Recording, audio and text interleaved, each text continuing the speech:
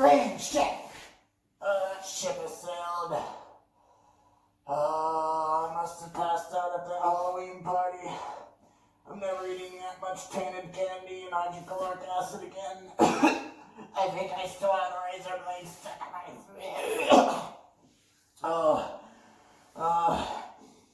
Well, it's December now. I guess I have to work on something Christmas related. Christmas, think. Krampus?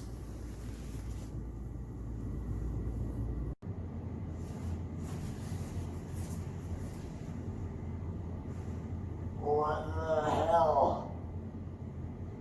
The 2015 film Krampus. Wait, I should explain what Krampus is. Krampus is a kind of anti-Santa Claus. Instead of giving gifts to good kids, he punishes the more misbehaved children. And it's a little harsher than coal for Christmas. Krampus is more of a reclusive kind of guy, normally staying somewhere in Austria or something. I don't know, I've never met him. His popularity started to rise in the modern world, probably from the desire to commercialize anything Christmas related whatsoever. His story and himself being spread around. This gave new life to an already existing subgenre of Christmas-themed horror films. The most notable example of this being the movie simply titled Krampus, directed by Michael Dougherty. The film centers on a dysfunctional family around Christmastime. A boy named Max and his family have been struggling to be in the Christmas spirit this year because he seems to be the only one who cares about Christmas anymore. This faith in Christmas is represented by his letter to Santa Claus.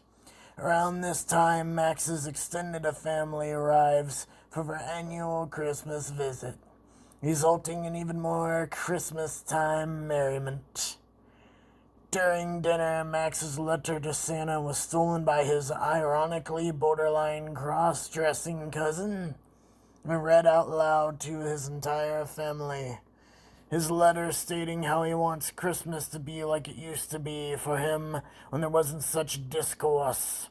Enraged by this, Max makes a scene and storms off to his room, where he rips up his letter to Kris Kringle and gives up on the meaning of Christmas like the rest of his family, unknowingly summoning the Christmas spirit Krampus upon his kin.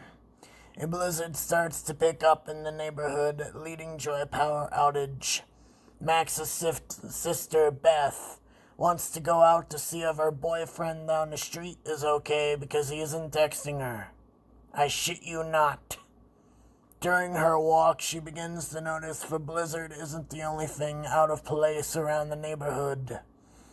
She sees a silhouette jumping from rooftop to rooftop.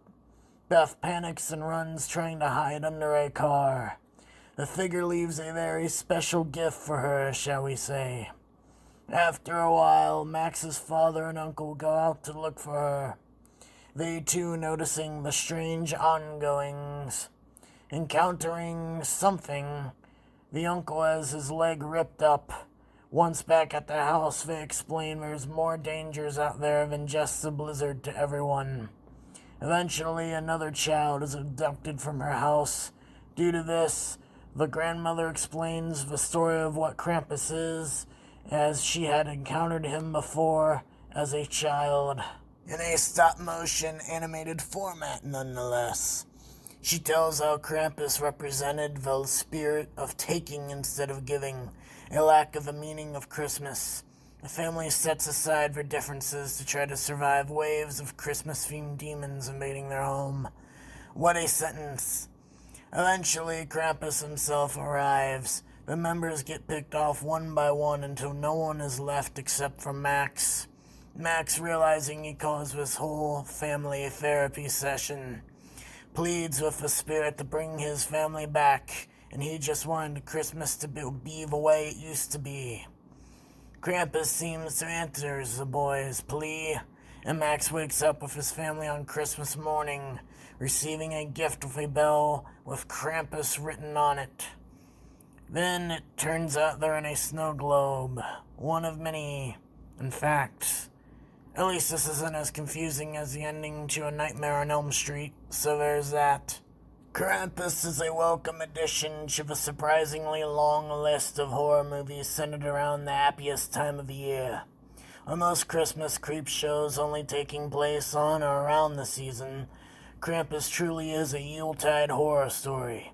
It gets away with a decent bit for a PG-13 rating and borrows comedic horror elements from something like Gremlins, another Christmas flick. Krampus is good, although I felt it could have been great, considering that Michael Dougherty directed this, and he made Halloween, which is a very similar story.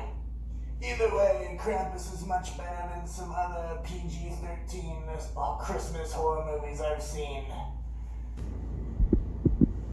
Something eating up there? No. Wait. Is it after midnight? Yeah!